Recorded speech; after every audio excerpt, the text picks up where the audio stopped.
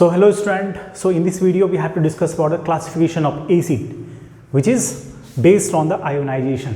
So in previous classes we have discussed about the classification of acid on the basis of source. Here it is we have to discuss about the ionization. Look, in previous classes we have discussed about the acid is of two kind according to the source. The first one is organic acid and another one is inorganic acid. Like literally if you obtained from the natural source, that would be your organic acid, and in case of inorganic you have to synthesize that acid, or we can get it from the rocks as well as minerals. So let us define what do you mean by the ionization. Look, actually whenever we are talking about the any sort of compound like H2SO4, HCl, these are the acid, we know that. तो ionisation का मतलब क्या होता है, यहाँ पे जो acid है आपने जो कंपाउंड आपने लिया वो क्या हो जाएगा, अपने आयंस में टूट जाएंगे, है ना, उसे हम लोग क्या बोलते हैं, आयोनाइजेशन बोलते हैं. जैसे हमने ले लिया HCl, ठीक है, आयंस में टूटने का मतलब क्या है, ये H+ बना देगा और आपके क्लोरीन आयन आपके अलग हो जाएंगे. अगर मैंने लिया एक H2SO4, इसका मतलब क्या है, देखो यहाँ पे हाइड्रोजन आयन आपके अलग हो जाएंगे और सल्फेट आयन आपका यहाँ पे क्या हो जाएगा, अलग हो जाएगा. ठीक है, तो कोई भी चीजें हैं तो ये जो कंपाउंड होता है ना, अपने आयन में बिखर जाना, टूट जाना ही क्या कहलाता है, आयोनाइजेशन बोलते हैं. ठीक है. अच्छा, ये जो आयोनाइजेशन होता है ना वो दो तरीके से हो सकता है. सोच के देखो, ये दो तरीके से हो सकता है. एक तो ये होगा कि ये कंप्लीट, यानी कि जो कैटायंस है, जो एनायंस है, वो कंप्लीट टूट जाना. कंप्लीट क्या हो जाएगा, बिखर जाना, जिसमें कि पूरा का पूरा कैटायंस, पूरा का पूरा एनायन क्या हो जाएगा, सेपरेट हो जाएगा. तो उसे बोलते हैं कंप्लीट डिसोसिएट हो जाना. ठीक है, क्या बोलेंगे, कंप्लीट अपने आयंस में बिखर जाना, तो उसे बोलेंगे कंप्लीट डिसोसिएट हो जाना. अच्छा, एक ऐसे भी कंडीशन हो सकते हैं जिसमें कंप्लीट डिसोसिएशन नहीं होता है, कंप्लीट आयोनाइज नहीं होता है. लाइक एक एग्जांपल लेता हूं मैं एसिटिक एसिड का, CH3COOH. देखो इसके केस में क्या होता है ना कि CH3COO, ये आयंस आपके अलग हो गए प्लस H+ आयन आपके सेपरेट हो गए. ठीक है ना, तो ये जो होगा ना, ये पार्शियल डिसोसिएशन इसे बोलते हैं. देखो अच्छा, यहाँ पे एक चीज समझो, यहाँ पे जो हाइड्रोजन था वो कंप्लीट तो अलग नहीं हुआ ना, एक हाइड्रोजन आयन आपके यहाँ पे अलग हो रहे हैं, तो इसे क्या बोलते हैं, पार्शियल डिसोसिएशन बोलते हैं. ठीक है, तो ऐसे एसिड जिसमें कि क्या होगा, हाइड्रोजन आयन आपके बिल्कुल अलग हो जाते हैं, तो उस एसिड को हम लोग क्या बोलेंगे कि ये कंप्लीट डिसोसिएट है, या फिर कंप्लीट क्या है, आयोनाइज है. तो वैसे एसिड को हम लोग बोलते हैं स्ट्रॉन्ग एसिड. ठीक है, अब मैं ये आपके लेवल के अनुसार मैंने आपको समझाने का ये तरीका बताया. इसके अलावा भी बहुत सारे कंसेप्ट हैं जो कि अभी आपको नहीं पढ़ने हैं. मैं क्या बोल रहा हूँ कि यहाँ पे देख पा रहे हैं कि ये हाइड्रोजन आपके कंप्लीट डिसोसिएट नहीं हो रहे हैं. ठीक है, तो इसे हम लोग क्या बोलेंगे, पार्शियल डिसोसिएशन बोलेंगे. और यहाँ पे देखो जितने हाइड्रोजन थे सारे आपके क्या हो गए, सेपरेट हो गए, तो इसे क्या बोलेंगे, कंप्लीट डिसोसिएशन. इसे क्या बोलेंगे, पार्शियल डिसोसिएशन, है ना, पार्शियल आयोनाइजेशन. तो दो तरीके से डिफाइन करेंगे on the basis of ionisation. एक तो होगा जो कंप्लीट डिसोसिएट हो जाए, और एक क्या होगा जो पार्शियल डिसोसिएट होगा, उसके अपने आयंस में पूरा नहीं टूटेगा. तो अगर कोई पूरा टूट गया ना अपने आयंस में, then we will call it strong acid. ठीक है, अगर वो पार्शियल डिसोसिएट होगा, पार्शियल फर्निश्ड होगा, तो उसे क्या बोलेंगे, वीक एसिड. तो आओ चलो यहाँ पे डिफाइन मैं कर देता हूँ. यहाँ पे तो पहला हम लोग क्या लिखेंगे, स्ट्रॉन्ग एसिड. अब आपको पता है कि कैसे डिफाइन करना है. Let us talk about the strong acid. Strong acid, तो स्ट्रॉन्ग एसिड क्या होगा, लिखेंगे the acid which complete dissociate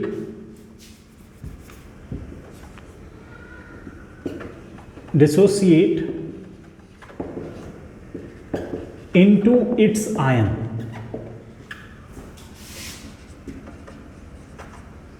in aqueous state. अब जब आयोनाइज करोगे तो क्या करते हैं, वाटर में मिक्स करते हैं, तभी वो आयोनाइज होता है. ठीक है ना, तो एक्वस स्टेट का मतलब क्या है, जब वाटर में इसे डिसॉल्व करते हैं तब. तो ये कंप्लीट अगर डिसोसिएट हो जाएगा तो उसे हम लोग क्या बोलेंगे, इज सेड टू बी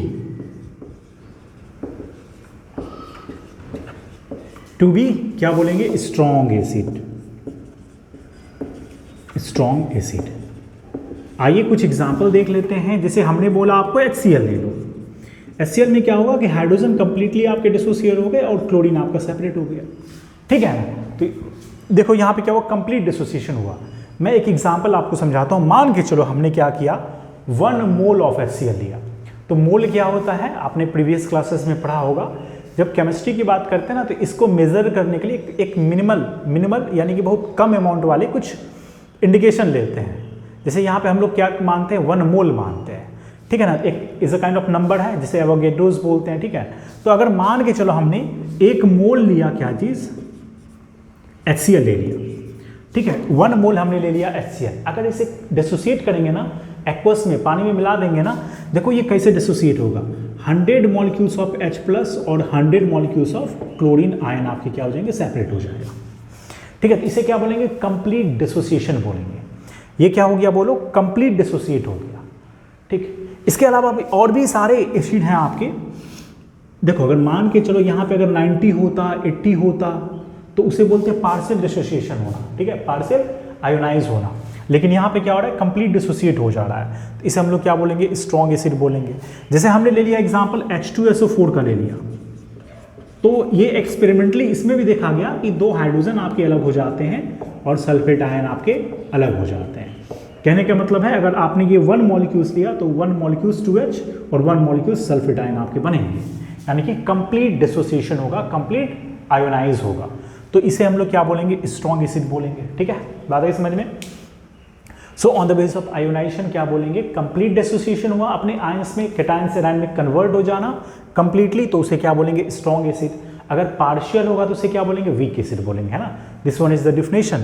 चलो मैं यहाँ पे लिस्ट बना देता हूँ जो स्ट्रॉन्ग एसिड है, ठीक है, जो कि आपके लिए काफ़ी ज़्यादा इंपॉर्टेंट होगा और वो सफिशिएंट भी होगा। चलो मैं यहाँ पे इसे क्लीन करके अभी कुछ स्ट्रॉन्ग एसिड का नाम लिस्ट कर देता हूँ अभी। देखो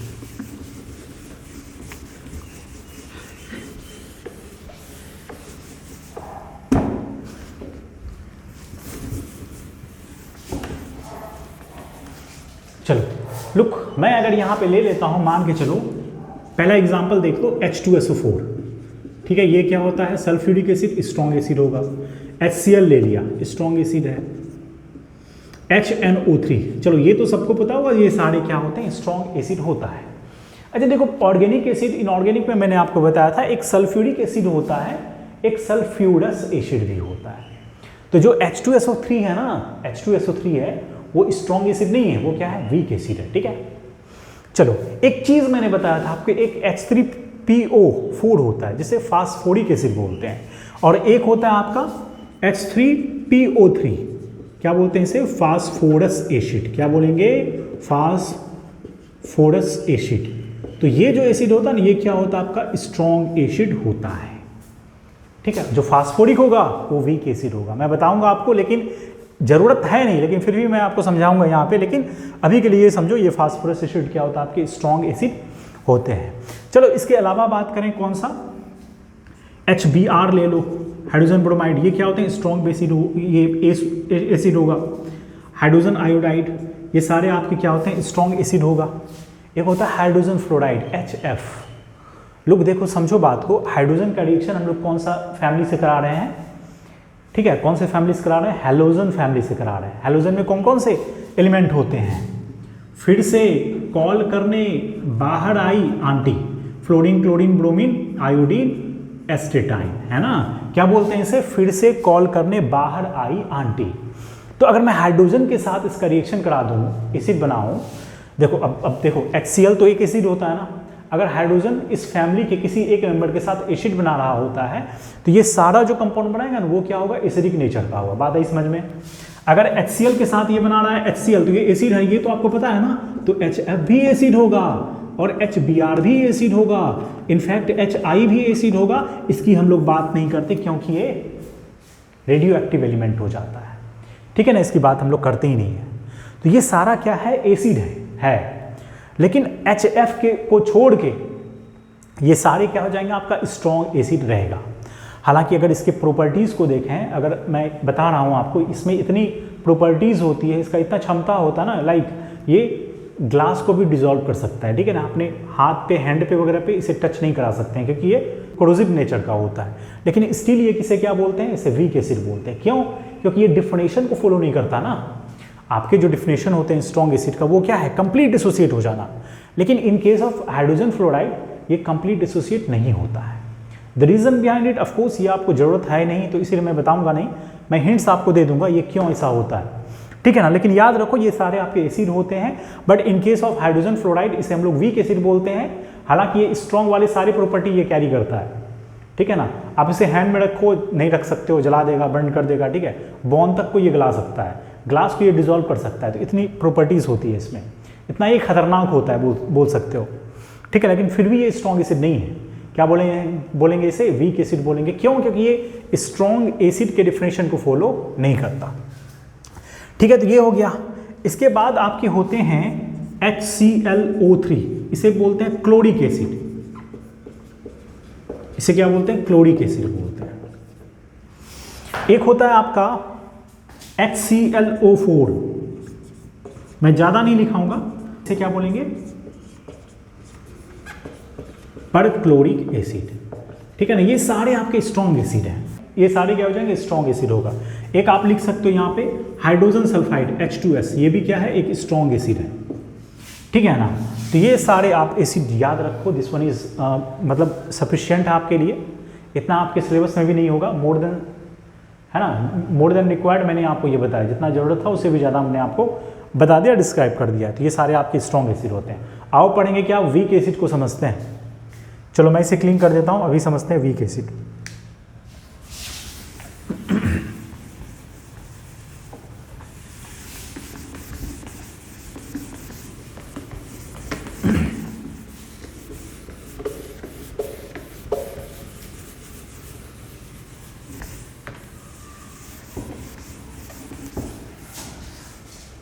चलो देखो समझते हैं वीक एसिड क्या होता है।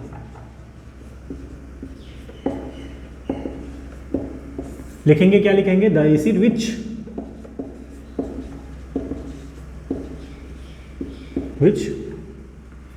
which is not completely dissociate into its ion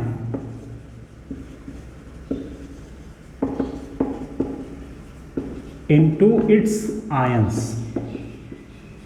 at aqueous state। अपने एक्वस स्टेट में ये कंप्लीटली डिसोसिएट नहीं होता है ना, ये पार्शियली डिसोसिएट होता है। और लिख सकते हैं क्या? पार्शियली डिसोसिएटेड,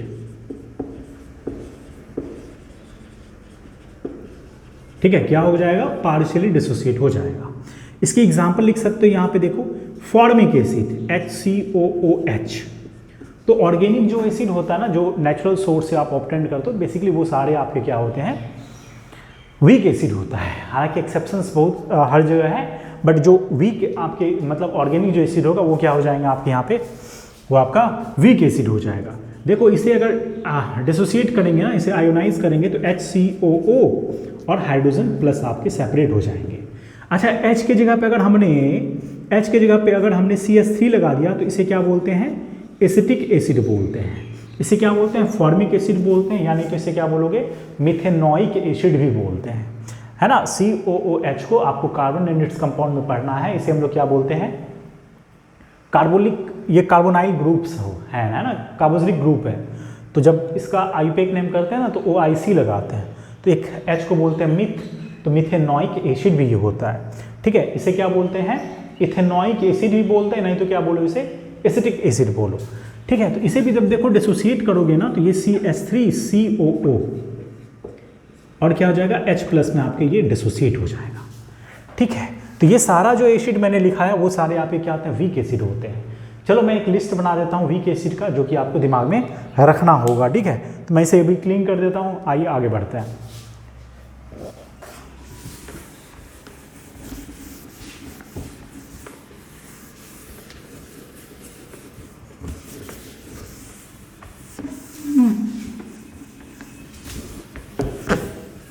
चलो यहां पे लिख लो list of weak acid.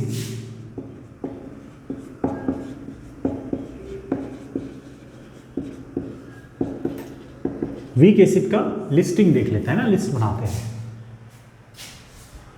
Okay, तो पहला चीज़ तो ये पता है आपको क्या, फॉर्मिक एसिड HCOOH, ठीक है, दिस वन इज व्हाट, इसे बोल सकते हो मिथेनोइक एसिड बोल सकते हो, है ना। किसमें पाया जाता है ना, पढ़ लिया आपने, स्टिंग ऑफ आंट में पाया जाता है ना, जो जलन होता है, this is because of, this is the main reason behind it, है ना। ये किसे क्या बोलते हैं, फॉर्मिक एसिड बोलते हैं। एक होता है CH3COOH, है ना, ये एसिटिक एसिड हो गया। इसके अलावा और भी कई सारे एसिड होते हैं, जैसे कि सिट्रिक एसिड, याद होगा, citric acid found in lemon, है ना, लेमन में ये पाया जाता है।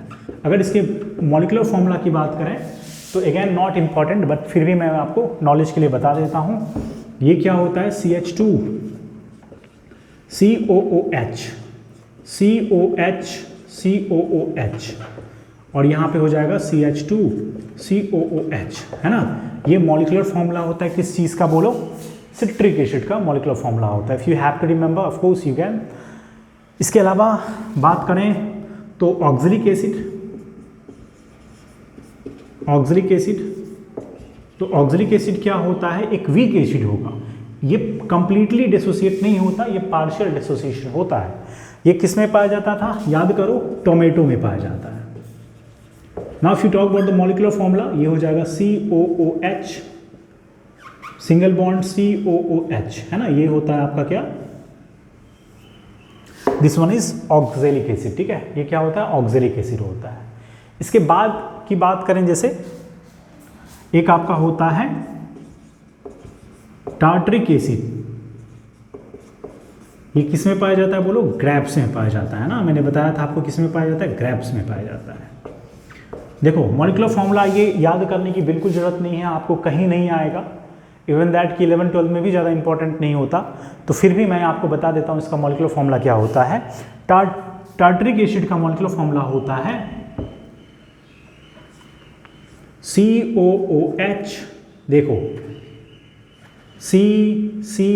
COOH, यहाँ पे लगा दो H, यहाँ पे OH और यहाँ पे H, यहाँ पे OH, है ना। ये जो फॉर्मूला देख रहे हो ना, ये किसका है, टार्टरिक एसिड का है। अगेन कोई इंपॉर्टेंट नहीं है आपके लिए, है ना, नॉलेज के लिए अगर याद रखना है तो याद रख सकते हो, है ना। ये सारे क्या है, कार्बोक्सिलिक ग्रुप के मेंबर होते हैं, तो यहाँ पर उतना नहीं देखना है आपको, ये आप याद रख सकते हो, दिमाग में रख सकते हो। इसके अलावा भी कुछ एसिड है, चलो मैं इसको बता देता हूँ, पहले इसे लिख लो। हम लोग देख लेते हैं जो वीक एसिड होता है।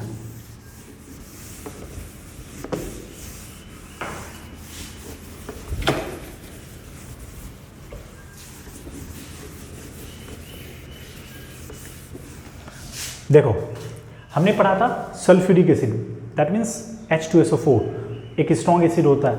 यहाँ पे बात करेंगे क्या, H2SO3, क्या है, इसे क्या बोलते हैं, सल्फ्यूरस एसिड। ये क्या होता है, वीक एसिड होता है, इसे क्या बोलते हैं, सल्फ्यूरस एसिड, एक वीक एसिड होगा। याद करो मैंने आपको बताया था H3PO3 एक स्ट्रॉन्ग एसिड होता था, but in case of H3PO4 को हम लोग क्या बोलेंगे, इसे बोलते हैं फास्फोरिक एसिड। तो ये क्या होता है, आपका वीक एसिड होता है। मैं थोड़ा सा आपको एक हिंट्स बता दूंगा इसके बाद वाले, ठीक है ना, थोड़ी देर बाद मैं बता देता हूँ आपको, जस्ट इसके बाद मैं बता दूंगा आपको कि क्यों फास्फोरिक एसिड और फास्फोरस क्यों आपके ये स्ट्रॉन्ग और वीक होते हैं, मैं बता दूंगा। चलो ये फास्फोरिक एसिड आपके क्या होते हैं, वीक। अगर बात करें HNO2 नाइट्रस एसिड, ये भी आपका देखा गया है कि कंप्लीट डिसोसिएशन नहीं होता, पार्शियली अपने आयंस में कन्वर्ट होता है, कंप्लीटली नहीं होता।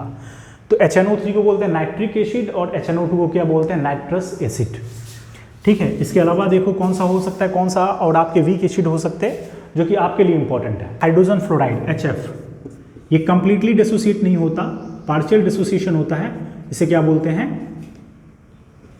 Hydrofluoric acid. ये भी आपके क्या होते हैं, वीक एसिड होता है, कहलाता है, ठीक है। इसके अलावा जो भी ऑर्गेनिक आपके एसिड होते हैं, जैसे कि हमने बताया आपको मैलिक एसिड किस में पाया जाता है, एप्पल्स में पाया जाता है, वो सब तो आपके होते ही हैं, क्या होगा, वीक एसिड में कहलाएगा। यहाँ पे एक बार लिख भी देता हूँ, मैलिक एसिड ये किस में पाया जाता है, this one is found in Apple में पाया जाता है। तो ये सारे आपके क्या होते हैं, वीक एसिड होते हैं। तो ये सफिशिएंट है, काफ़ी सफिशिएंट है। चलिए मैं इसे अब रब कर देता हूँ यहाँ पे, ठीक है। अब समझते हैं, देखो मैंने आपको बताया एक फास्फोरिक एसिड होता है, एक फास्फोरस एसिड होता है। H3PO4 को हम लोग क्या बोलते हैं, वीक एसिड बोलते हैं, और H3PO3 को क्या बोलते हैं, स्ट्रॉन्ग बोलते हैं। इसका रीज़न क्या है और मैं बता देता हूँ। चलिए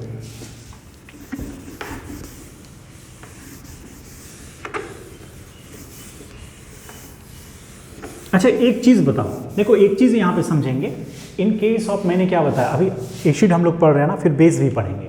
तो बेस के डिफिनेशन में क्या देखेंगे कि अगर OH ग्रुप किसी से अलग हो जाता है, OH ग्रुप होंगे जिसमें, उसे हम लोग बेस बोलते हैं, ठीक है।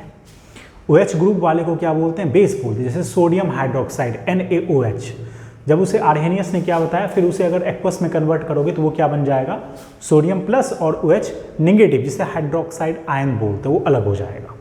बात आई समझ में? तो वो आपके क्या हो जाएंगे, बेस हो जाएगा। तो OH ग्रुप रहेगा तो बेस हो जाएगा, ठीक है। बात आई समझ में? अच्छा देखो, ये जो मैंने बताया आपको, एक बनाते हैं यहाँ पे phosphoric acid which is H3PO4, और यहाँ पे मैं लिख देता हूँ H3PO3। इसके स्ट्रक्चर को देखते हैं ना, इसके स्ट्रक्चर को देखेंगे और समझेंगे। देखो अगर हम लोग H3PO4 की बात करें तो इसका जो स्ट्रक्चर बनता है ना, ये देखो ऐसे बनेगा। ऑक्सीजन हाइड्रोजन देखो यहाँ पे 3 है, ऑक्सीजन यहाँ पे कितने हैं, 4 है। तो यहाँ पे जो बॉन्डिंग बनेगा ना, एक ऑक्सीजन एक हाइड्रोजन के साथ हाइड्रोक्साइड आयन बनाते हैं। और ये किस तरह से होगा, यहाँ पे देखो OH, दूसरा OH यहाँ पे रह जाएगा, तीसरा OH आपके यहाँ पे रह जाएंगे। और क्या बचा, एक ऑक्सीजन जो बचेगा ना, वो क्या होगा, डबल बॉन्ड P के साथ क्या होगा, सेटल डाउन हो जाएगा यहाँ पे। और ये आपका हो गया किसका स्ट्रक्चर, बोलो, H3PO4 का स्ट्रक्चर बन गया। In case of phosphorus acid है ना, H3PO3 को क्या बोलते हैं, फास्फोरस एसिड। तो इन केस ऑफ, इसके केस में देखो क्या होगा, फास्फोरस जो होगा ना, यहाँ पे 3 हाइड्रोजन है, 3 ऑक्सीजन है, और एक तो आपके डबल बॉन्ड ऑक्सीजन के साथ तो रहते हैं, और दूसरा OH ग्रुप यहाँ पे आएगा।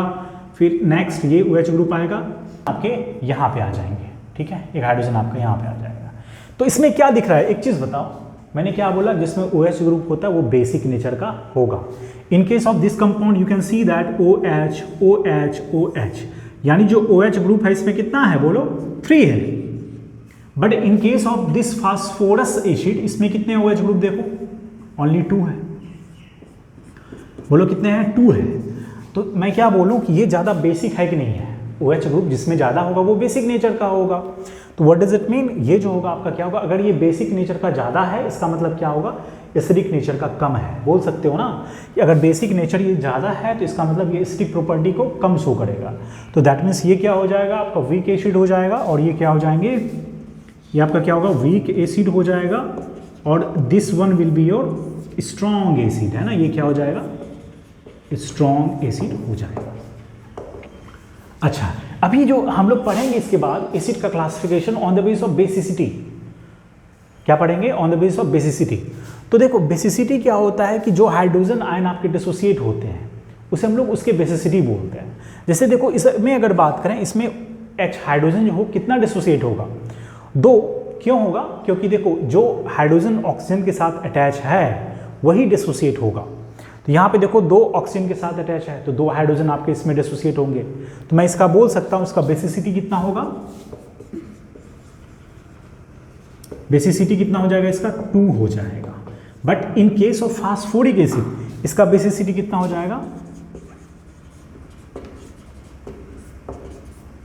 3 हो जाएगा। नहीं, इसमें 3 OH ग्रुप आपके हैं और तीनों हाइड्रोजन यहां से निकलेंगे। इन दिस केस हमें 2 ही हाइड्रोजन या सेपरेट मतलब होगा यहाँ पे, ठीक है ना। तो इसका बेसिसिटी 2 होगा, इसका बेसिसिटी क्या होगा, 3 होगा। हमने ये देख लिया कि इसमें OH ग्रुप ज़्यादा है, so that's why it is basic in nature, so less acidic property ये शो करेगा, that's why it is weak acid. In case of इसके पास OH ग्रुप कम है तो कंपैरेटिवली इससे ज़्यादा ये क्या होगा, स्ट्रॉन्ग एसिड हो जाएगा। बात आई समझ में? तो यही था दोनों का डिफरेंस, ठीक है। आइए, तो ये हमारे टॉपिक कंप्लीट हो गए हैं। मैंने अभी क्लासिफाई किया एसिड को on the basis of ionization. So in next video we have to discuss the classification of acid on the basis of what, basicity। उसमें हम लोग समझेंगे बेसिसिटी।